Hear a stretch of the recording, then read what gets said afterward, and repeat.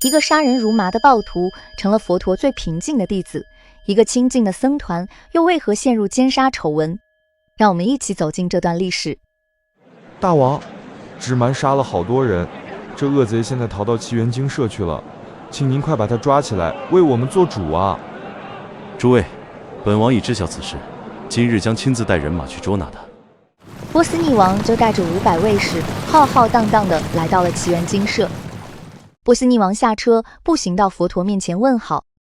佛陀问道：“大王，您这是准备和什么国家打战吗？”世尊，我不是去打战，劫匪智蛮残杀了好多百姓，我这次是来捉拿他的。如果智蛮已经剃发出家修行，不再杀生，不再偷盗，不再妄语，过着持戒的梵行，你会如何处置他呢？如果他真能放下屠刀，那我会恭敬他，供养他衣服、饮食、医药。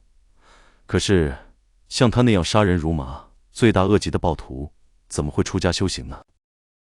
大王，你看，那就是智蛮。波斯匿王顺着佛陀的手指看去，见智蛮穿着僧袍，在树下盘腿打坐，神色安详。波斯匿王想起人们说他喜欢杀人断指，顿时吓得浑身僵硬，汗毛直竖，连退2步。大王别怕，他已经舍弃恶行，不会再伤害任何人了。波斯匿王发现自己失态了，于是平静下来，在卫士的护卫下来到智蛮面前。尊者，您就是智蛮吗？是的，大王。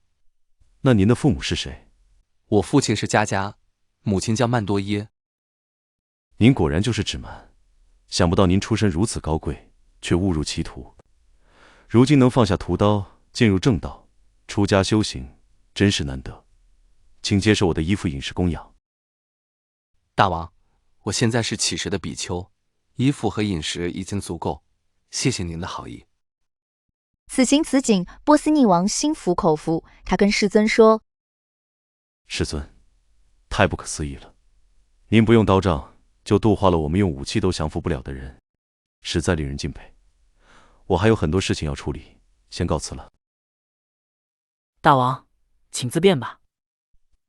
过了几天的早晨，智蛮手持钵盂入城乞食。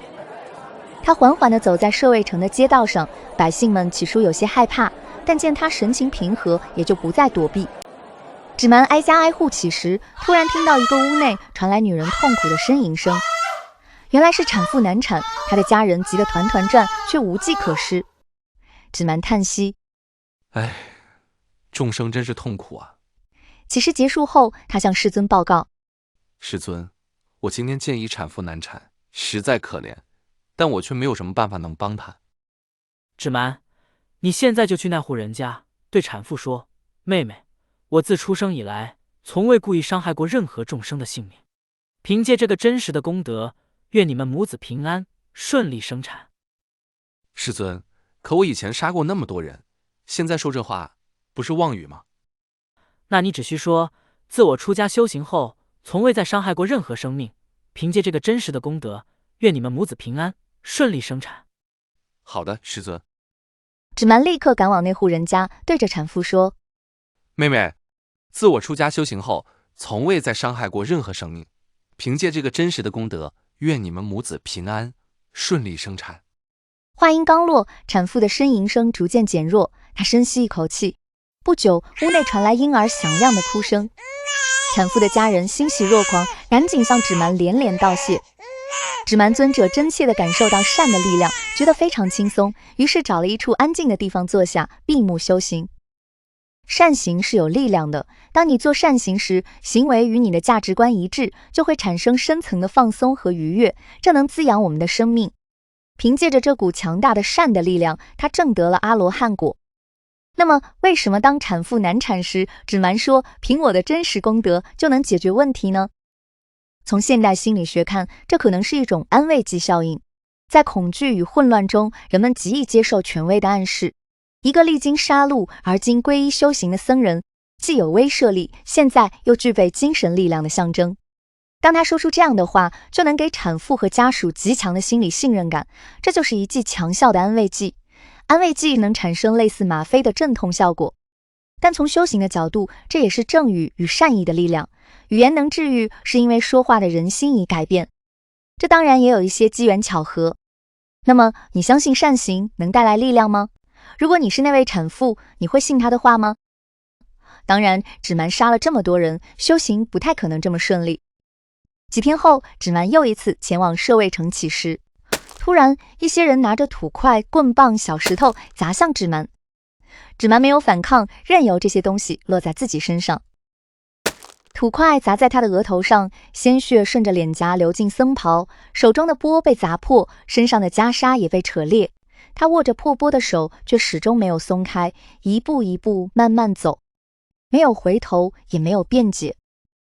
芷蛮拖着受伤的身体，缓缓回到祇园精舍，来到佛陀面前。佛陀很清楚发生了什么。芷蛮，请你一定要忍耐。你本应在地狱中承受数百年、千年的业报，如今在今生就能承受这些，这是一种解脱。芷蛮没有说话，低着头，泪水打湿了僧袍。痛楚渐渐平息，他的心却前所未有的清静。那天清晨，他轻轻闭上眼，感受着微风、阳光与安宁。过去，我放纵自己作恶，如今，我改过自新，就像从乌云中拖出的月亮，给世间增添了光明。过去造下的恶业，已被后来的善行覆盖。年轻的比丘们，只要依佛陀的教导努力修行，你们也能像月亮一样，照亮世间。愿那些曾经恨我的人，也能听闻正法，亲近善知识，修习忍耐与慈心。愿所有人，不管是我还是别人，都不再受伤害。当到达最高的寂静时，就会守护弱者，也守护强者。治水的人能引导水流，造剑的人能校准剑枝，木匠能把木头修成想要的样子，真正的智者能调教好自己的心。别人要靠棍棒鞭子才能让人听话，可我没被棍子打，没被刀子逼，就给正法医治好了。我曾是手染鲜血的杀人者，如今名为不害者。我不再杀害任何生命，这才是我真正的名字。我曾被烦恼暴流卷走，杀人越货，双手沾满鲜血，人人叫我芷蛮。如今我皈依了佛陀，轮回的根已经被我斩断，彻底枯萎。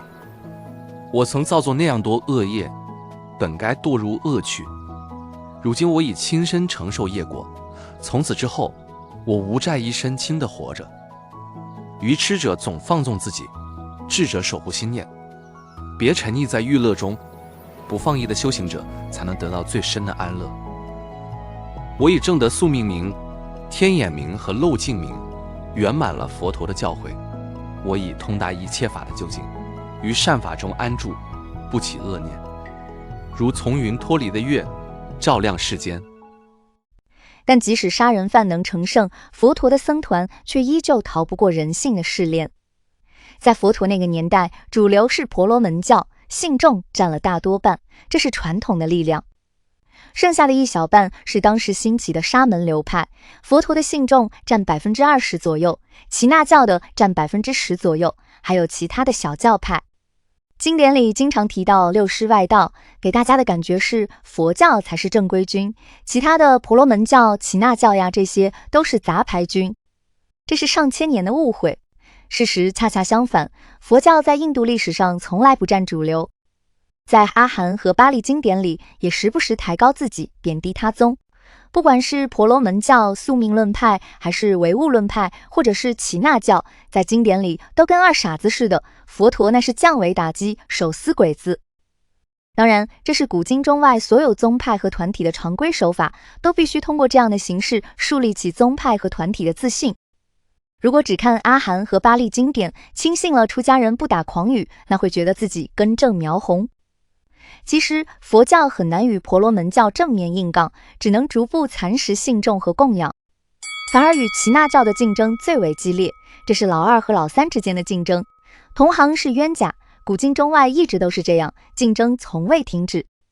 虽然大家都声称自己是和平的、充满爱的，但在操作层面上，人在江湖啦。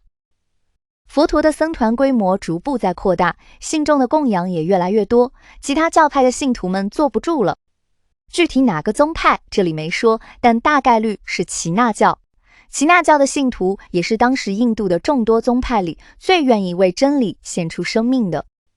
有天，舍卫城的宗派领袖找到了同教的信徒孙陀利。妹妹，你愿意为亲族做点事吗？大师，我愿舍命效劳。你想让我做什么？你以后经常去奇陀精舍，而且尽量让很多人看到。好的。孙陀利答应了，之后频繁出入奇缘精舍。过了一段时间，他们就把孙陀利杀了，然后埋在奇缘精舍外面的沟里。接着，他们找到波斯匿王。大王，不好了，我们的孙陀利失踪了。你们最后看到他去哪里了？